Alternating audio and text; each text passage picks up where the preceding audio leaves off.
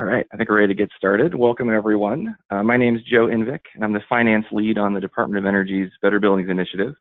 And today we're going to be discussing how to use commercial PACE financing to improve efficiency and resiliency in buildings. So this is a topic that I am particularly excited in discussing with you, and I think our panelists are as well. It's also a bit of a hot topic these days, given all the weather-related disasters that we've been facing recently. So really excited to dive into the details in just a moment. Before that, a quick logistical note. We will have time for Q&A at the end of the hour, so please enter your question via text in the chat box that you see on your screen. And if your question is for a specific speaker, please note that person in your question, and I will direct the question to them.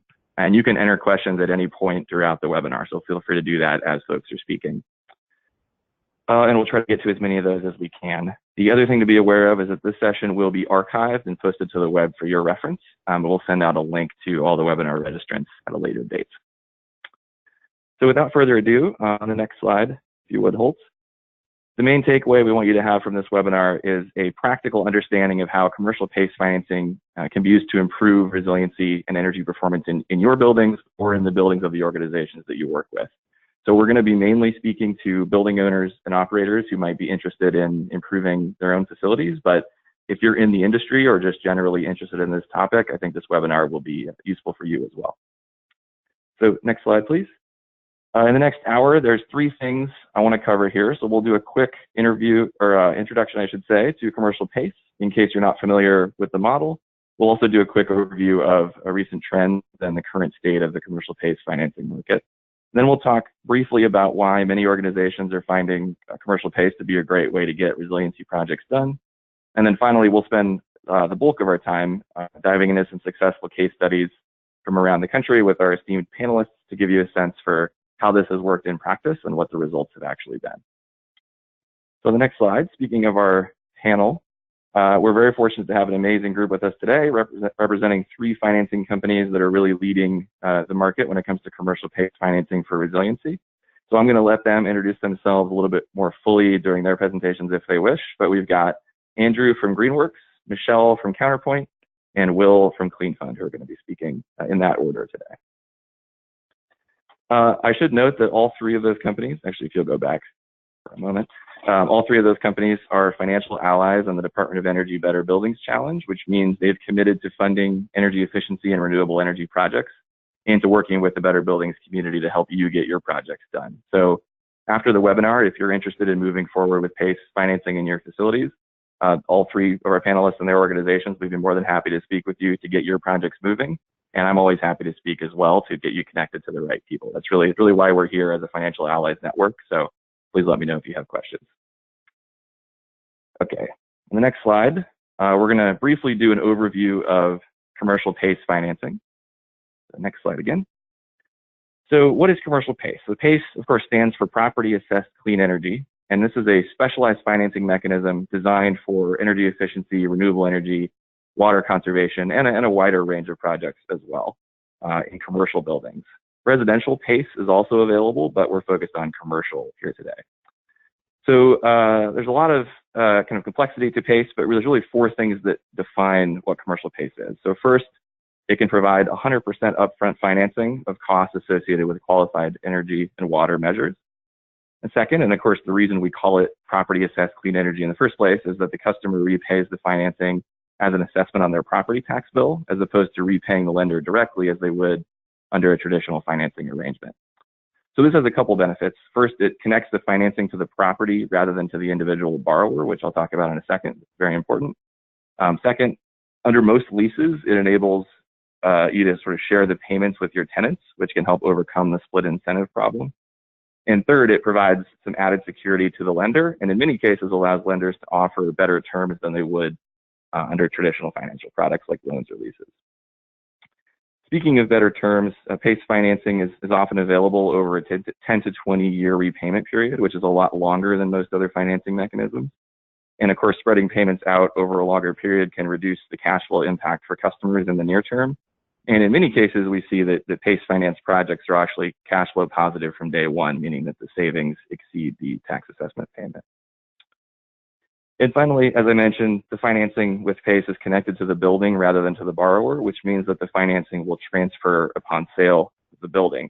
So that can create a good incentive to invest in the long-term resiliency and energy performance of your buildings, even if you're planning to sell them in 5, 10, or 15 years. So going on to the next slide, a quick overview of how a typical PACE or commercial PACE financing transaction is arranged. All these programs work a little bit differently, but this gives you kind of an indicative sense of who the parties involved typically are. So the investors will put up the capital to fund the project, and then the contractor uses that capital to do an install. And then the building owner makes repayments in the form of a special tax assessment paid on their property tax bill back to the local taxing authority. And then there's also typically a PACE administrator who kind of runs the program, does marketing, and makes sure everything runs smoothly. Moving on to the next slide. Another important thing to note about PACE is that because property taxes are involved, it's only available in locations where the appropriate legislation and programs are in place. So specifically, it requires both PACE enabling legislation to be passed at the state level, as well as PACE to be adopted at the city or county level within that state. But we have seen very fast growth in the adoption of commercial PACE so far. So we've got 33 states plus DC. This is the data as of this month that have PACE enabling legislation, and 20 states plus DC that have programs in place. And we've seen nearly $600 million in commercial PACE financing that's been deployed across almost 1,500 projects. And that growth is particularly fast when you consider that PACE really only came on the scene around 2008, 2009. So all of those projects have been since that period. And most market analysis points towards commercial PACE continuing to grow in the foreseeable future. And all this, if you go back to the last slide for a moment, all this information, including this map, is available on PACENation, which is a great industry group that has a fantastic website that tracks PACE programs, legislation, and pretty much everything you want to know about commercial PACE. So I highly recommend you check this out. Moving on to the next slide. If you're wondering what types of buildings commercial PACE has been used in, the short answer is just about every type of commercial building. So office, mixed use, retail, industrial, and healthcare have been the biggest shares so far. But as you can see, PACE is applicable to a wide variety of building types. Moving on to the next slide. You might also be wondering what types of measures can be financed with commercial PACE. And this slide gives you a good indication of the typical measures that can support. The applicable technologies are going to vary by program and by state, but in general, if a project either saves energy or water or generates power, there's a good chance that it's going to qualify for commercial PACE. And there's even some cases where non-energy related projects will qualify, like seismic retrofits in California, for example, which we're going to hear about from Clean Funds later in the webinar. Okay, on to the next slide. Now that we've done a quick overview of all the moving parts of PACE, I want to talk a little bit about why organizations are often finding commercial PACE to be a good way to improve resiliency in their buildings. On to the next slide. I just want to briefly talk about kind of the imperative to invest in resiliency first. So I think, as we all know, this has become a top priority for a lot of building owners and operators. And particularly in 2017, we had a historic year in terms of the quantity of weather and climate-related disasters, which totaled $300 billion in total damages. And this map here from the National Oceanographic and Atmospheric Administration shows the events, the 16 events that cost at least $1 billion in damages. Many of these events were actually quite a bit more than $1 billion. And I think the interesting thing about this was that these events were spread pretty evenly across the country. So resiliency matters everywhere, not just in coastal areas where we often think about it, or most often think about it. And it's also important to note, though, that many of these disasters can be at least partially mitigated by improving building resiliency. So this past couple of years in particular has led to an increased interest in scalable sources of capital to help cover the upfront cost of resiliency measures. And commercial PACE is one of the mechanisms that's stepping in to help fill that gap. So on to the next slide. I want to quickly address what we mean when we're talking about resiliency. So this is a simple taxonomy that we developed as part of the Commercial PACE for Resiliency Toolkit, which is kind of the inspiration for this webinar, and I'll talk about a little bit more in a second. But essentially, we split resiliency measures into 3 buckets. So you have energy supply projects, which generate, store, or manage energy on site, so things like renewable energy, battery storage, etc. And of course, having on-site energy resources can keep the lights on, even if there's a grid or a fuel supply disruption. And then we have resource conservation measures, which reduce total energy and water demand, which of course means that you can operate longer on backup power and are just generally less vulnerable to disruptions. And then we've got structure hardening projects. So these directly mitigate things like property damage, bodily harm, system outages during direct impact events like hurricanes and earthquakes. So one really important thing to note here is that there is a strong overlap between energy performance and resiliency. You'll notice that the majority of these measures are things that you may well want to pursue anyway, just because of the potential to save energy and save money. And even for the projects like structure hardening projects that don't have an obvious energy component, opening up the building can often present an opportunity to implement energy efficiency measures while you're in there anyway. So as you're pitching projects internally, don't forget to consider both the energy and the resiliency benefits of many of these upgrades. So moving on to the next slide. So why specifically do building owners find commercial PACE to be a good fit for their resiliency projects? Well, there's three big reasons that we frequently hear in our conversations with building owners. The first is that resiliency can be capital intensive, and the fact that PACE can cover not only 100% of the hard costs like equipment costs, but also soft costs like labor, installation, etc. That can be great for organizations that have limited budget for this stuff or generally want to limit their capital expenditures when it comes to improving resiliency. Second, the longer terms of commercial PACE of 10 to 20 years typically can also be very helpful because it helps to sort of smooth out the cash flow impact of these investments, which can make them a little bit more palatable in the long term. And third, the fact that the financing transfers upon building sale is huge because it means that whereas previously you may not have been incentivized to invest in a property that you're planning to sell in 5 or 10 years, now there's a little bit more of a financial incentive to do so because the financing will transfer automatically with the property if you were to sell it in future. Moving on to the next slide. So because of the imperative for investing in resiliency that we talked about, as well as the increased interest in commercial PACE to support resiliency, we recently released this Commercial PACE for Resiliency Toolkit as part of Better Buildings. So this is designed to be a one-stop shop of information and case studies for you. It's available online now at the link you see here, or if you just Google Better Buildings Commercial PACE for Resiliency Toolkit, that'll get you there as well. And the toolkit includes an overview fact sheet, some introductory webinars, and 3 really in-depth case studies looking at examples of where CPACE has been successfully used to make resiliency happen. And I'm happy to report that all 3 of the organizations that helped us develop those case studies are on the call with us today. So rather than have me tell you more about this, we figured we'd have each of those companies, so Greenworks, Clean Fund, and Counterpoint, tell you a little bit about them. So moving on to the next slide. I'm really excited we have an opportunity to hear from these companies, which, as I mentioned, they're doing great market-leading work on commercial PACE for resiliency. So each of our speakers is going to tell you a little bit about their work, highlight a few specific projects that they think are particularly informative, and we hope a few of those examples will resonate with you as you look at doing resiliency projects in your own facilities. So before I hand it over, a quick reminder that you are free to ask questions anytime during the presentation using the question chat box on your screen. And with that, I will hand it over to Andrew from Greenworks to speak to us about their projects. Thanks, Joe, and appreciate you and the Better Buildings team organizing the webinar today. I think it's a fantastic way to marry your all's convening power and the idea that is PACE and the idea that is resiliency with some real world examples of how projects are getting done on the ground. So excited to be presenting today. As Joe mentioned, my name is Andrew Zeck, and I lead business development for a firm called Greenworks Lending. Greenworks is one of the largest commercial PACE companies in the country. We lend in 14 states and the District of Columbia currently. And my role at Greenworks is really twofold. The first is to partner with both building owners and contractor partners who are developing projects to help make PACE a turnkey part of their daily lives. And then the second is actually working projects through to completion. And we are a balance sheet lender, so we only get paid when the projects get done. So we are always hustling alongside our partners to get projects to the finish line. The project that Joe and the Better Buildings team had asked me to talk through today is a really neat one that we financed about 1.5 years ago in Hartford, Connecticut.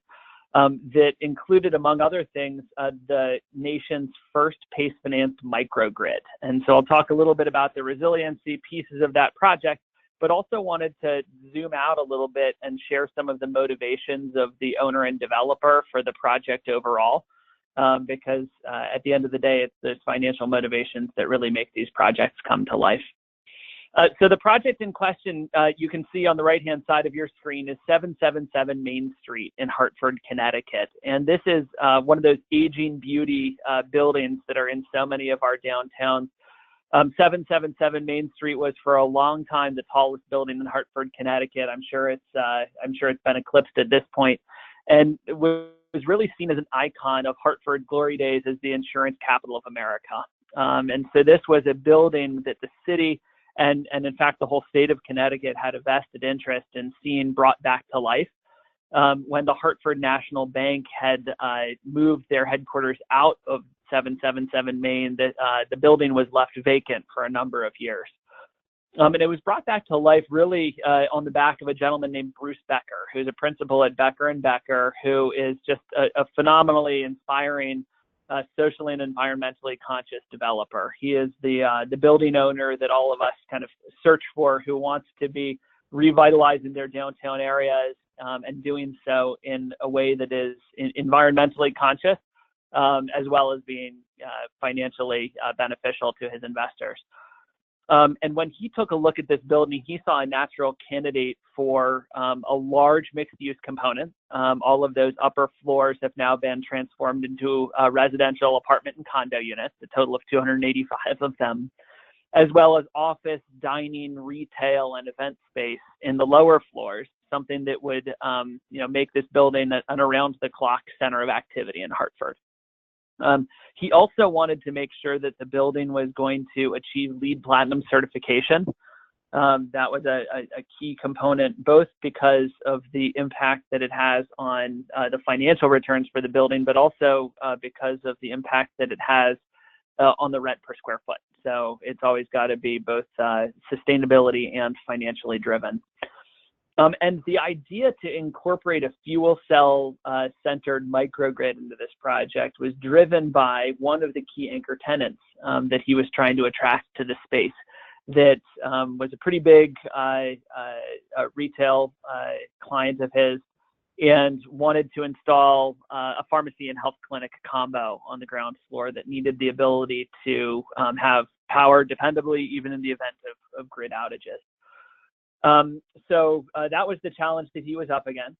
And we, as Greenworks Lending, were able to fund this project. But before we dive into the specifics of it, I always want to highlight that we're calling out one very small piece of a very large project with partners that ranged from Eversource, the local utility there that had done a fantastic job putting together an incentive package that helped make this possible. Doosan and Encon, who were two of the biggest providers of the technology. Fairfield County Bank, Ridgefield Bank, and the Capital Region Development Authority, all of whom held mortgages or tax credit structures on this property, who needed to buy into the PACE structure before it could be used. So if we flip the slide to the next one, we can dive into the technology itself. So the key resiliency component of this project was a microgrid. And the centerpiece of the microgrid was a Doosan fuel cell, a 400 kW fuel cell, as well as this rooftop solar array. If you look at this building, you can kind of tell if you're a solar developer, this is not necessarily the most natural fit for solar panels, but the incentives in the state of Connecticut made hoisting solar panels all the way to the roof of 777 Main Street financially feasible. And then importantly for microgrids, obviously there needed to be a relatively sophisticated set of software that would allow this building to go into island mode in the event of a grid disruption. And so in a very short span of time, the building can kind of shut off from the grid and produce all of the electricity that it needs through the fuel cell and solar array. And of course, that is aided by the fact that a number of the other pieces of equipment in the building were incredibly energy efficient. So one of Joe's points that he made early on in the webinar was the fact that resiliency and efficiency often go hand in hand. And that was certainly the reality here. Bruce had designed the building. I believe that they achieved something like 74% above code performance, which is just unheard of for a building of this age. And huge components of that were LED lighting, low flow fixtures, energy and heat recovery systems, and smart thermostats all throughout the units. He also is a big believer in EV charging stations, so that was another key component of the project. Now, one of the things to tie this into PACE that I did want to call out, because Bruce was certainly not short on funding for the project.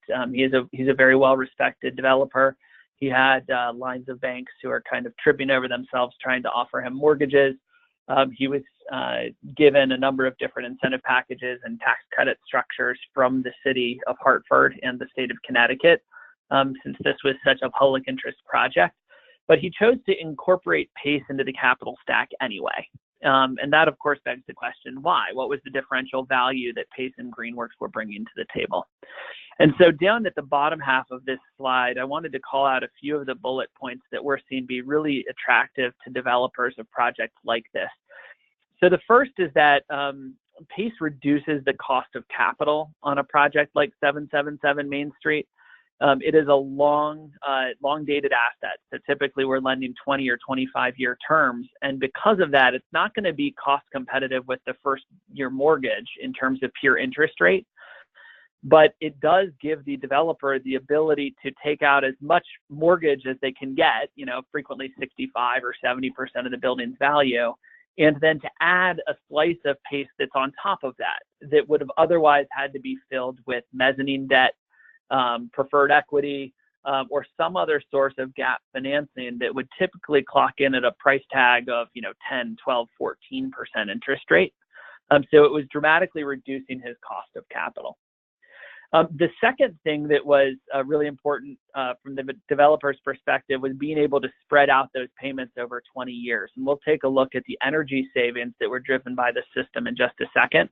But by reducing the annual payment, it did make the project cash flow positive from day one. And then the third and fourth are really tied. This allowed the developer here to increase their leverage on the property and thus put in less equity, not to a dangerous level that would have been, a focus of compliance from the bank, but to get to a level where the returns for the investors were dramatically higher than they would have been otherwise. And so all of that made possible the energy-related operating savings that we'll transition to in a second. So if you could turn the slide, we'll take a look at the energy savings themselves. So as you can see here, a combination of fuel cell and solar savings, we're driving really robust energy savings, even in addition to the resiliency that the system was providing. The fuel cell clocking in at about 3.4 million kilowatt hours per year. The solar system obviously much smaller at 142 kWh per year. But a combined 3.5 million kilowatt hours of electricity being generated. That would lead to an avoided electrical cost of $602,000 annually, plus would allow the building to actually sell some of that power back to tenants, generating an additional $180,000 of income. There was additional avoided thermal costs. Obviously, the fuel cell was being used for both electricity and heat recapture. That was driving $87,000 in annual savings, and then that was offset partially by the fact that additional natural gas was needed to be purchased to drive the fuel cell. But net driving $740,000 of annual net savings. And that was a system that could be funded with $0 out of pocket through a combination of the mortgage, the tax credits, and the CPACE financing. So a great win both for Becker and Becker, a great win for the tenants of the building, and a great win for the city of Hartford. We oftentimes talk about the benefits to the landlords and the tenants. But this was a section of Hartford that was really looking for a shot in the arm in terms of boosting property values and attracting new tenants. And this project was just what the doctor ordered.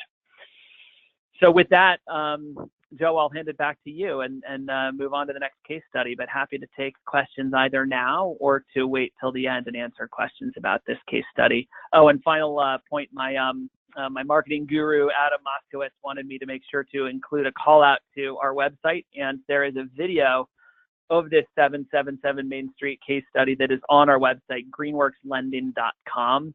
And then there's a case studies section and you can find this video. So go take a look, give us a call, and we're happy to help with any projects that need CPACE funding.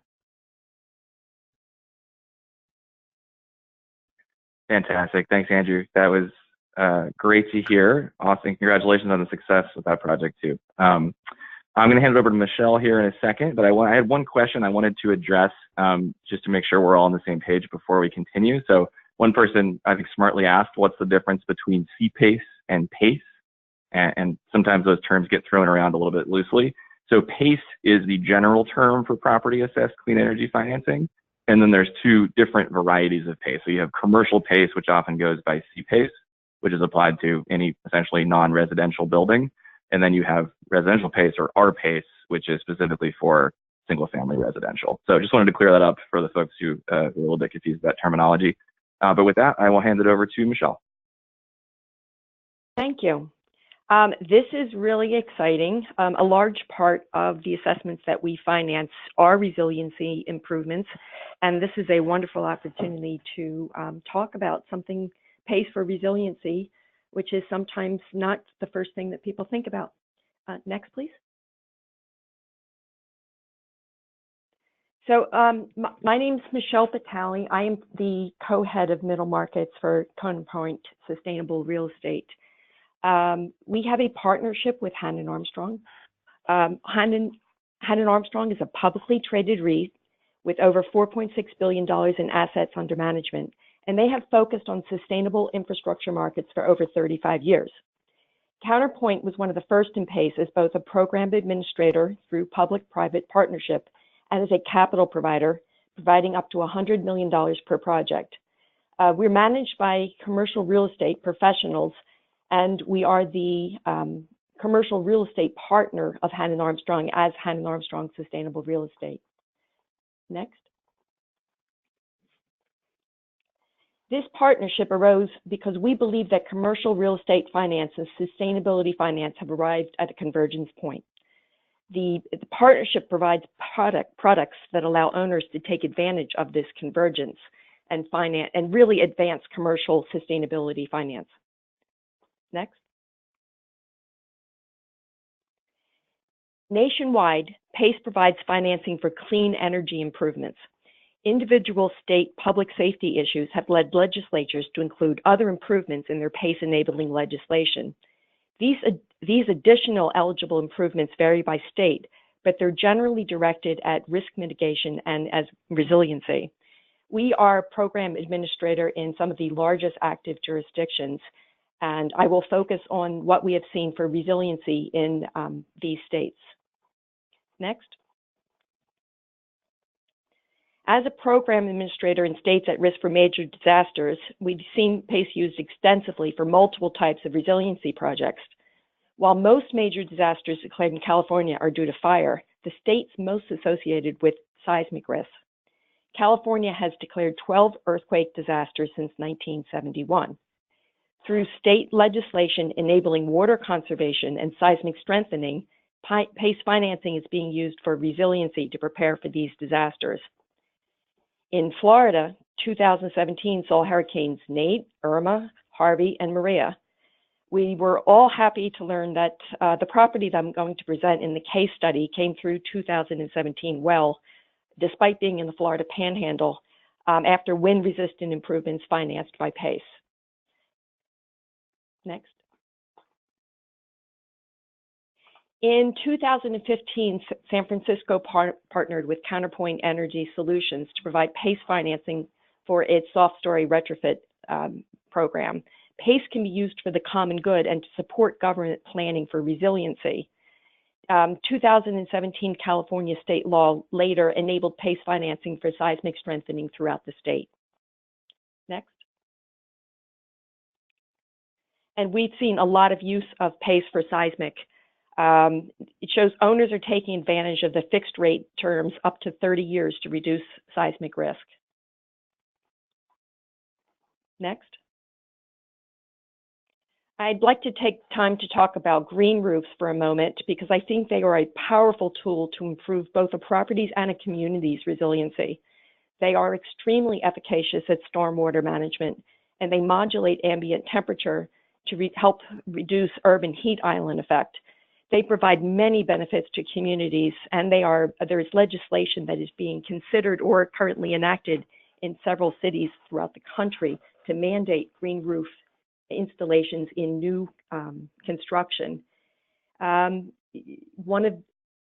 This is one of the strongest things that PACE is very applicable for capital-intensive projects such as green roofs, and can help owners eliminate value engineering. PACE can provide the financing that stops green roofs from being eliminated from some budgets. And really, green roofs are no longer considered a luxury for the environmentally conscious, because PACE has provided a financing tool that makes these economically advantageous. Next. The Florida PACE Funding Act included the clean energy financing associated with PACE, but it also enabled PACE financing for roof, wall, and opening upgrades. I did a quick review of several counties in our program and saw that most of the resiliency PACE assessments were being used for window and door upgrades.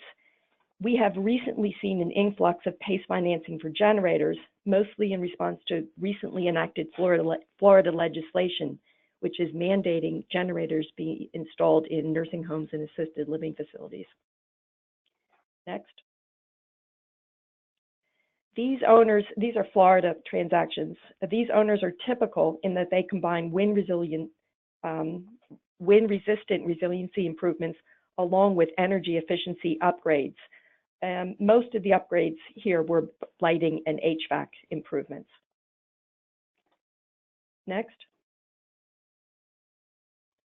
The finances of an assisted living and nursing home, they have multiple factors to consider, as they must provide extensive services to residents, have capital reserves, equipment, and other state requirements. In addition, they typically rely heavily upon Medicaid or Medicare for reimbursements. Now, these owners had a mortgage that was maturing in 2 years, and they were looking for a source of capital to upgrade their facility, to install impact windows and doors, and to upgrade their roof to be more hurricane resistant, without refinancing their mortgage or using equity capital. They explored several different options before settling on PACE for the improvements. As an added bonus, they also added new elevators to the building. And through the 2017 hurricane season, they came through very well, and their utility savings are estimated at $26,000 a year, which is an added bonus on top of the improved resiliency. Thank you for this opportunity, and I look forward to speaking to anyone that wants to discuss cost-benefit analysis of PACE for any of their resiliency projects, or any questions regarding PACE overall. Thank you. Great, thanks so much, Michelle. If we go to the next slide here, I think we have some contact information from Michelle as well. There we go. Thanks a ton, that was great. And finally, as our third presenter here, I want to turn it over to Will from Clean Fund. So Will, take it away. Thanks, Joe. I appreciate the opportunity, and it's exciting to talk about the Seton project. My name is Will Clark, and I'm the VP of Originations at Clean Fund. We're a California-based CPACE capital provider. We've been around since about 2009. And so today, we're going to talk about CPACE for seismic resiliency, which, as some of you have no doubt realized, is a big deal in California. Next slide, please.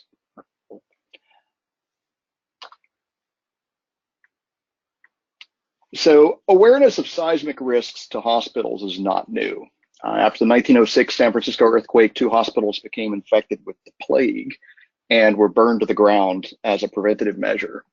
1971 earthquake in Sylmar destroyed much of a VA hospital and killed about 40 patients.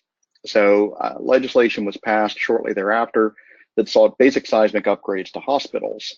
The 1994 Northridge earthquake revealed that while some of the seismic improvements helped keep the structures upright, many hospitals were not able to open because the equipment or the utility services within the hospital were heavily damaged. But as a result, California implemented new seismic requirements that require more resiliency over time with an initial deadline of 2020. The ultimate goal is for hospitals to survive a significant earthquake and to be able to provide services for more than 48 hours without outside assistance by 2030. Next slide, please. Seton Medical Center is located between San Francisco and San Jose in Daly City, California. For any of you who fly into SFO, you'll see it on your way into the city, off on the hillside on the left. It was built by the Daughters of Charity, which is a Catholic nonprofit that's provided medical care in California since the 1850s. Seton was built in 1963. Given the age and the amount of work that was required, I'll periodically identify a few important components of our credit decision to complete this transaction. For example, as the largest employer in Daly City and with one of the only 24-hour emergency rooms on the Pacific coast, for about 50 miles south of San Francisco, Seton has kind of an outsized role in the region. We feel confident that if things went sideways or go sideways with the project, there's strong external support for the hospital. Next slide. Seton was built as a sunshine hospital, and you can see a little bit of that in this facade photograph. And what that means is that each room is exposed to outside sunlight and air. It also means that it's a very complex facade that requires extensive seismic upfits. Seton had a dire need for seismic compliance, but years of losses, culminating in a $65 million loss for the system in 2015, meant the capital was scarce. And with a backlog of deferred maintenance, a need to add and to expand medical services, and a major regulatory deadline looming, Seton needed a long-term, low-cost source of funds. Clean Fund was the lead capital source and worked closely with our friends at Petros to provide $40 million of necessary funding to meet the 2020 seismic requirements. Unlike the 777 Main Street project that our colleagues at Greenworks spoke about, you'll notice that in fiscal year 2015, there was a pretty substantial net loss. The CPACE proceeds were a core component of their repositioning and recapitalization of this hospital specifically. That meant that we had to take a pretty deep dive into the debt obligations of the Daughters of Charity system and the specific obligations, bond obligations of the Seton Hospital complex. We also looked at the recapitalization and the repositioning plans from the leadership team, and then we evaluated their progress to date. Next slide, please. This is an aerial photo of the Seton complex, provides context for the work to be undertaken. Total affected square foot is somewhere on the order of 350,000 square feet. The main tower and pavilion date from 1963, and that area houses the patient rooms. 1978 base houses surgeries, administrative offices, and diagnostics. So an important component to the retrofit is providing more cohesion and service redundancy throughout the hospital. Addressing the structural complexity is particularly challenging, as we'll see in the very next slide. I'm not going to read the list, but as you can see, the structural improvements for seismic work are pretty intrusive. This work takes place below grade in the foundations, takes place in internal spaces, and in the external curtain wall. In California, CPACE for seismic work does not require any energy audit or savings to investment hurdle. Nevertheless, from the list, you can see several areas where energy efficiency would be naturally expected. Obviously, it takes an immense amount of engineering and operational coordination to keep the hospital open while undergoing these repairs. Because CPACE is a long-term form of finance that is fully committed day one, it provided Seton with the flexibility to schedule upgrades as necessary and the confidence that the full amount of funds were available. Next slide. You don't need me to read this list either, but while not as intrusive as seismic upgrades, these non-seismic upgrades affect much of what the public sees. This is the core component of the requirement that hospitals remain operational following a seismic event when resources are otherwise unavailable. While structural improvements have limited effects on efficiency, these non-structural improvements will generally have some type of associated energy savings. They provide additional comfort that some portion of the CPACE assessment will be offset by direct energy savings, to say nothing of the repair and maintenance savings that you realize by upgrading obsolete or outdated equipment. Next slide. Joe spoke about the flexibility of CPACE, specifically eligible costs such as direct upgrades and the soft costs associated with engineering and architecture. This is a partial list of the categories covered by CPACE in a seismic context. Because CPACE is long-term, fixed-rate financing, it's not tied to the performance of specific system or upgrade. It reflects what buildings are, complex and interconnected components that generate efficiencies and savings over the lifetime of the building. And so this multi-layer aspect of CPACE enables the property owner to upgrade and install systems that collectively contribute to a better building. Next slide. Complex projects like seismic upgrades touch every major and minor building system, generating both large savings by replacing outdated equipment and smaller savings that are realized over the full term of the system. Those savings aren't always easy to model or to understand, which of course is one reason why seismic upgrades in California did not have a minimum efficiency requirement. Nevertheless, the Seton project is an excellent example of the broader policy goals of CPACE, enabling a valuable but capital-constrained community resource to make needed upgrades. And the need to upgrade to improve our built environment is urgent and necessary. Our friends at Better Buildings provide the guidance and the science, and CPACE can be an important component of providing the finance. Thank you for your time.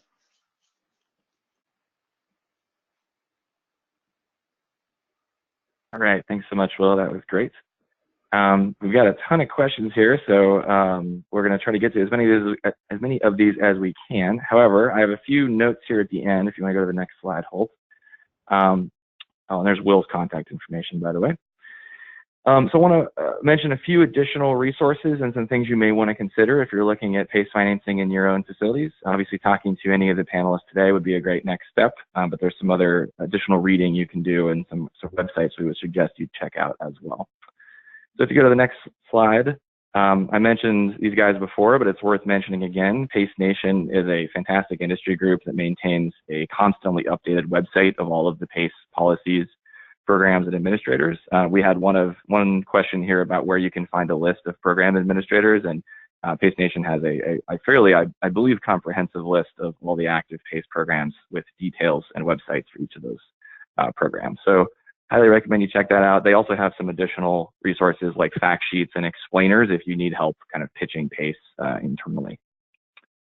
On to the next slide. I also want to highlight the Better Buildings Financing Navigator. So this is a tool that we developed through the Better Buildings Initiative to help organizations access financing for energy efficiency and renewable energy projects.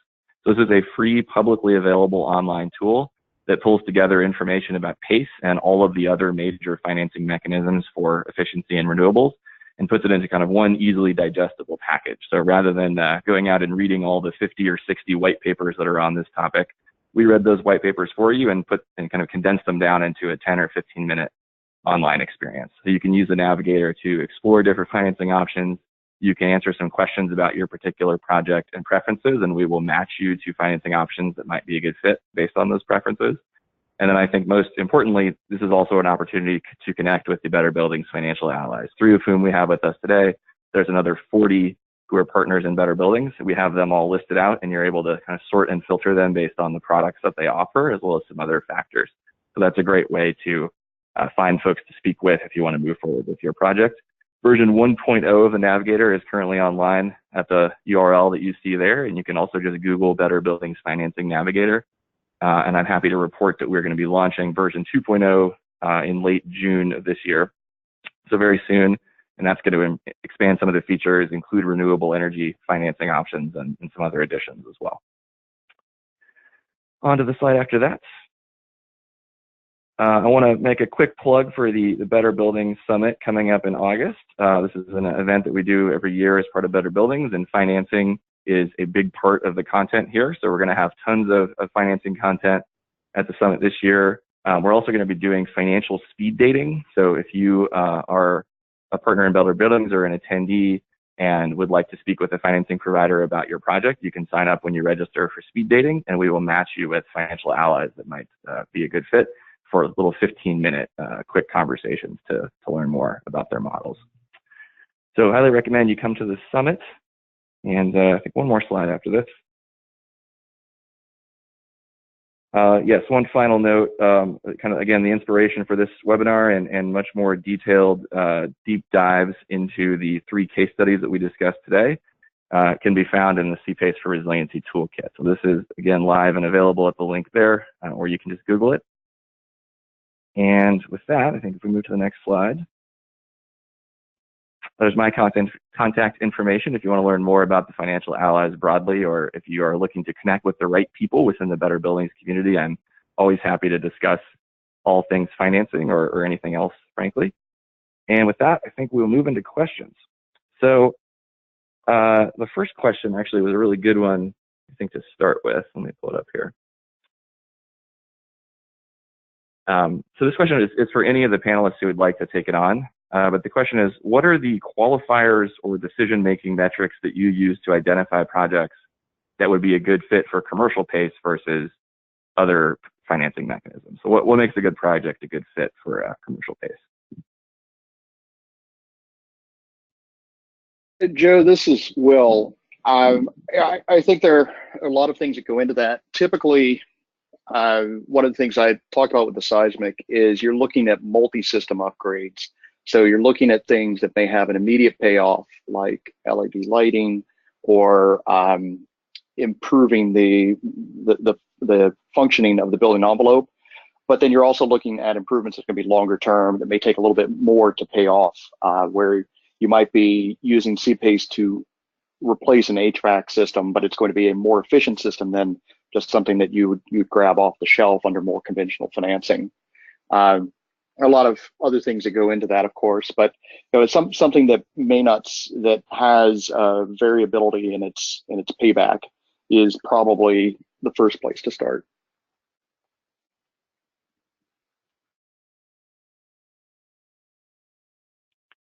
Great. Any other folks want to chime in on that one? Joe, I think, this is Michelle, I think the real application for PACE is to eliminate value engineering. And it's a different way of approaching building improvements, in that you no longer are looking at is what is the absolute total cost and how much capital do I need to expend for this, but you start doing an analysis of how much energy utility savings will I be having, and what is going to be the effect upon my my operating expenses. The other place that this comes into is in large cap stacks, where I think it just is a natural replacement for some of the mezzanine debt. And I think it's going to very quickly be a part of all cap stacks throughout the country. Yeah, this is Andrew, and I agree with both Michelle and Will. I think you guys hit the nail on the head. One other thing to add is that at its foundation, PACE acts as a credit enhancement. And so it is giving a lender like any of the 3 of us on the phone today confidence of repayment that is greater than if we were lending just to an individual building owner. And so one of the places where it really has just a massive above market value is for building owners who might own, a small portfolio of buildings or even several dozen buildings, but they're not a publicly traded REIT. They're not a Fortune 500 company. They don't necessarily have easy access to, bonding capacity. Those types of groups, those Fortune 500s and REITs, have access to very attractive capital in huge quantities, and their cost of equity is not that high. The 85% of all of the rest of commercial buildings is really a natural fit for PACE, because we can be lending at really attractive rates and terms to the rest of the country. Great, excellent answers all around. I have a question. So talking about the opportunities for PACE there, also a question about the limitations of commercial PACE. So One person asked, what are the factors that might constrain the amount of financing available for a given project? Is it based on the tax assessment value of the property?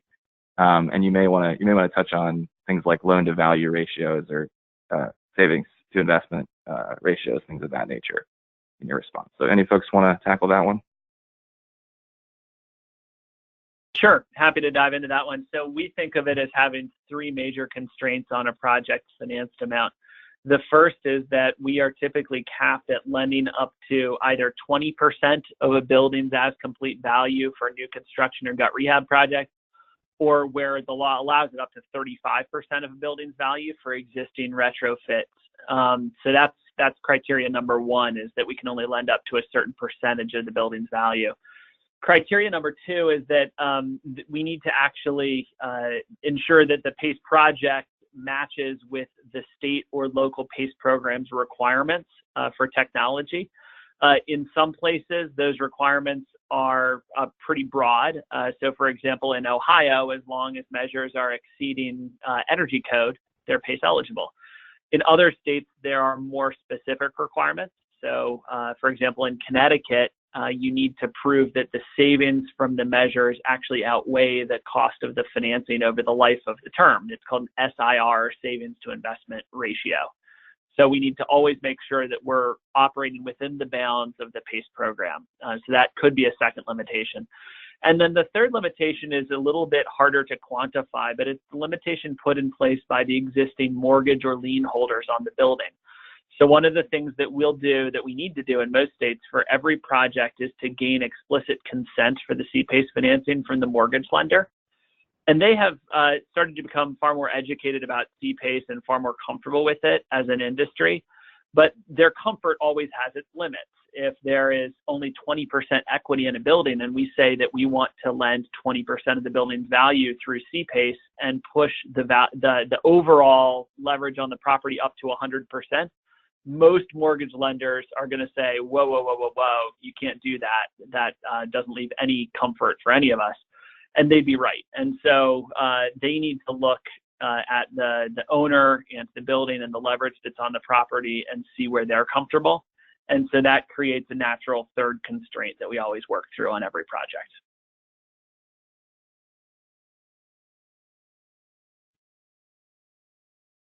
Great. Excellent. Well, yeah, we have one person here who wants to dive a little further into that question of your third limitation of working with existing or buildings with existing mortgages. So are there any, for anybody on the panel, or you, Andrew, are there any best practices out there or templates for working with mortgage lenders to get them sort of comfortable with PACE?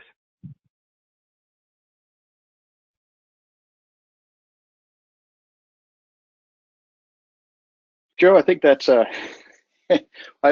think we all have a little bit of our own experience and knowledge that we bring to that. However, I think generally speaking, what we're looking to do is explain what CPACE is, how our funds are tied to specific improvements in the building, and how the lender can feel comfortable that this isn't some surprise, this isn't being sprung on them.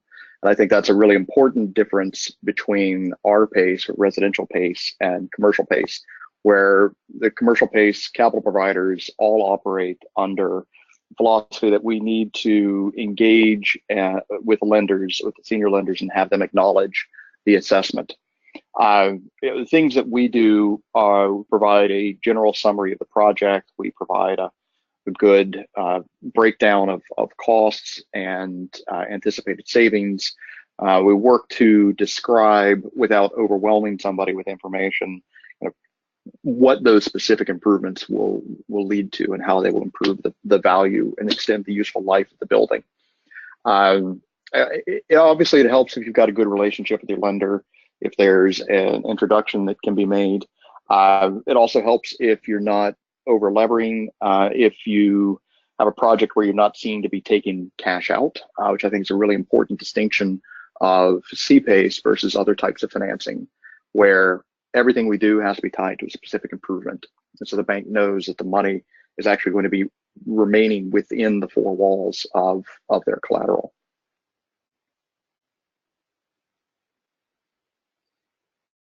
This question is somewhat timely for me since I was late signing in for this webinar because I was on the phone with a lender discussing this exact issue. I don't think there's a template approach to this.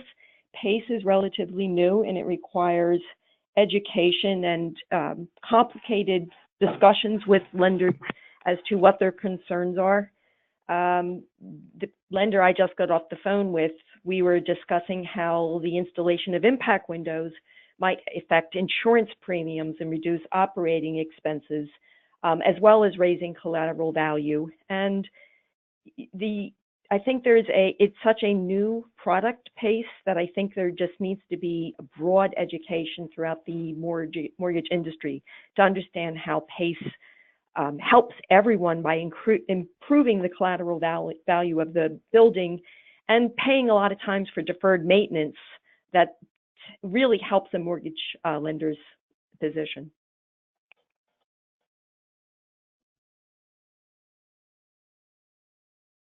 Great, thank you both. And Andrew, I'm actually going to quote you to yourself. I had a conversation with Andrew a couple years ago where he said, if you've done one PACE deal, you've done one PACE deal.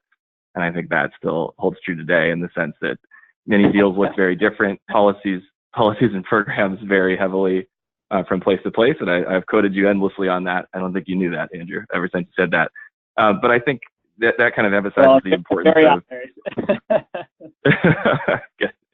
but I think that kind of emphasizes the importance of resources like this toolkit and also the work that PACENation and others are doing to kind of standardize our understanding of how this market works.